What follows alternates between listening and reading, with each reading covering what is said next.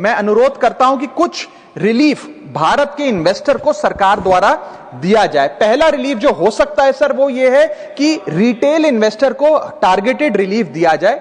आज जब भारत का कोई इन्वेस्टर बाजार में शेयर खरीदता है, रिटेल इन्वेस्टर, तो उसे ब्रोकरेज, एसटीटी, एक्सचेंज चार्जेस, इस सर्विस चार्ज पर जीएसटी और स्टैंप ड्यूटी देना पड़ता है। और ये सब जूझने के बाद यदि मुनाफा होता है तो 20% short term capital gain tax और 12.5% long term capital gain tax लगता है।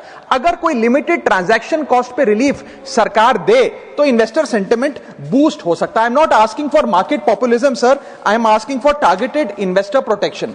मेरा दूसरा सुझाव है, अगर time bound STT relief retail investor को दिया जाए, एफएनओ सेक्टर को नहीं। एफएनओ सेक्टर में एसटीटी बढ़ाकर सरकार ने अच्छा काम किया, मैं सराहना करता हूं सरकार की, लेकिन रिटेल इन्वेस्टर के लिए अगर एसटीटी का रिलीफ दिया जाए तो एक इन्वेस्टर कॉन्फिडेंस बूस्ट हमारे बाजारों को मिलेगा, भारत के रिटेल इन्वेस्टर को मिलेगा। मेरा थर्ड सुझाव है सर कि कैपिटल लॉस को कैरी फॉरवर्ड करिए। समाप्त कर रहा हूं sir, I just need half a minute.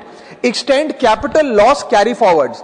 आज भारत का इनकम टैक्स जो लॉसेज होते हैं बाजार में, उन्हें 8 साल तक कैरी फॉरवर्ड करने की अनुमति देता है। इसे बढ़ाकर 12 से 15 किया जाए इस क्राइसिस विंडो में जो लॉस बुक हो रहा है। Sir I am just finishing sir, special crisis period tax treatment, one time relaxation for retail taxpayer for this notified stress period. And sir, finally my suggestion is कि low friction rebalancing अगर portfolio में mutual fund investor करता है, मान लीजिए वो equity से date fund की ओर जाना चाहता है इस सेबी नोटिफाइड स्ट्रेस पीरियड में, तो उसे इसकी अनुमति मिलनी चाहिए with very limited expense ratio. And lastly, the government must emphasise on strong public communication. हमारा बाजार, आरबीआई, सेबी, एक्सचेंजेस, वित्त मंत्रालय भारत की मैक्रो स्टेबिलिटी और एनर्जी प्रिपेयर्डनेस पे जनता से बात करें। In conclusion, permit me to say that India's fundamentals are strong.